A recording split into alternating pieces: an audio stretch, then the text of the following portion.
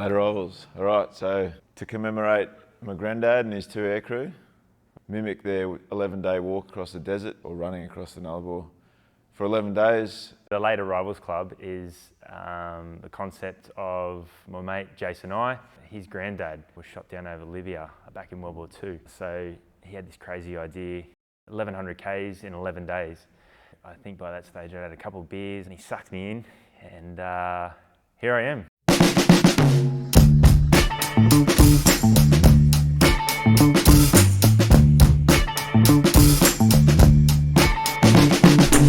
Day 1. Hopefully it's this easy the whole trip.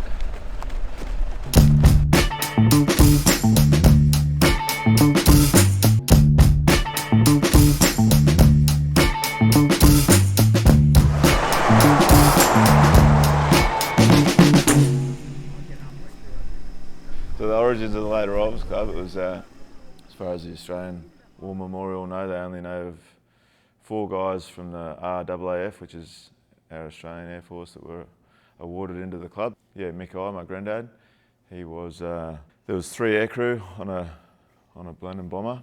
I shot down about 5 times. One of the times he was shot down, they walked for 11 days and they had no food or water.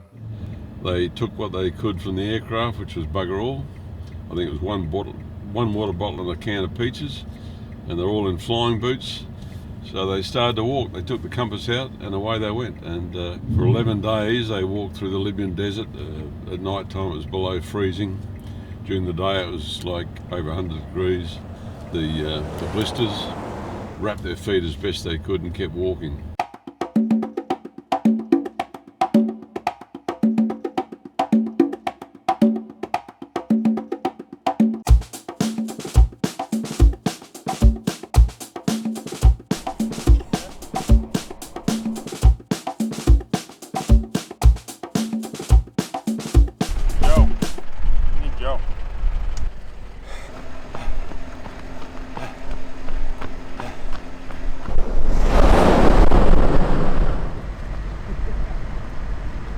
Late Arrivals Club, 3rd time, South Australia.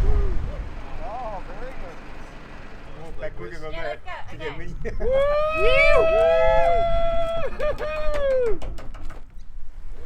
It's day 6 here.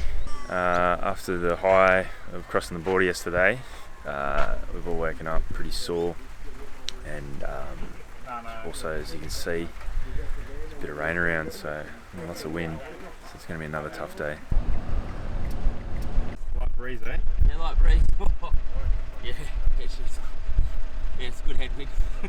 Collectively as a group, I think we want to try and raise awareness for what Legacy Western Australia do for our military population and the families that are associated with the guys who have been affected by their service. So after my husband died, Legacy WA stepped in and they helped out. They helped me out with, there was a whole lot of paperwork and things that had to be done relating to his death, and they basically went through all that for me so that I didn't have to think about it and that I could worry about the kids while they handled all that.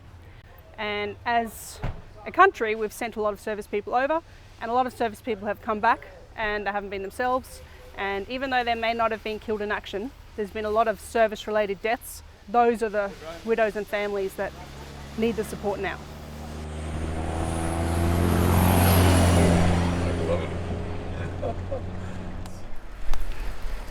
On it! Digging deep for Grandad. Yep. Charge on. How's that, big nuts? Good, man. Just got angry. Took it on. Head on.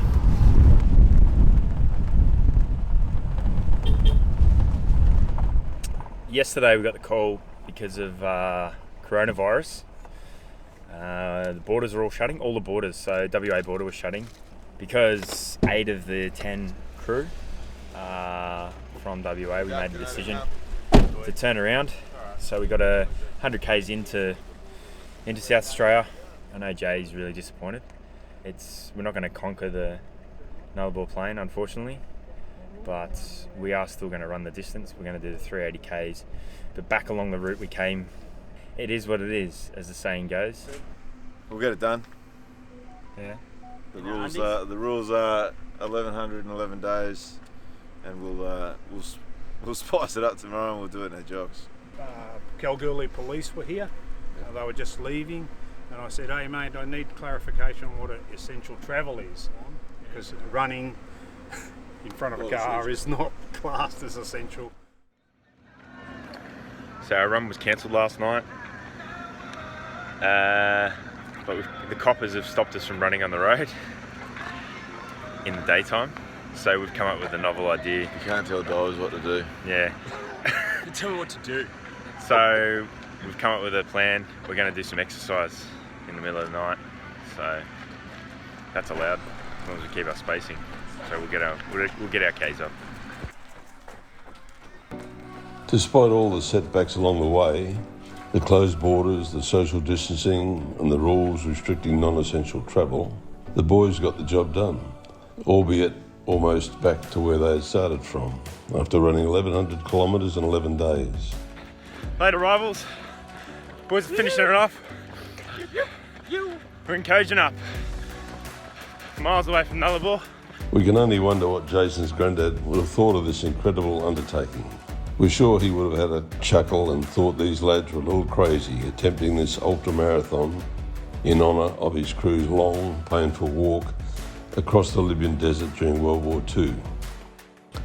Not one to rest on his laurels, Jason has since organised a few more friends to attempt the gruelling 24-hour race along the rugged coastline of Western Australia's southwest for 135 kilometres, managing to finish with 3 minutes to spare inside their target of 24 hours. The Nullarbor was just the beginning of the modern-day story of the Late Arrivals Club.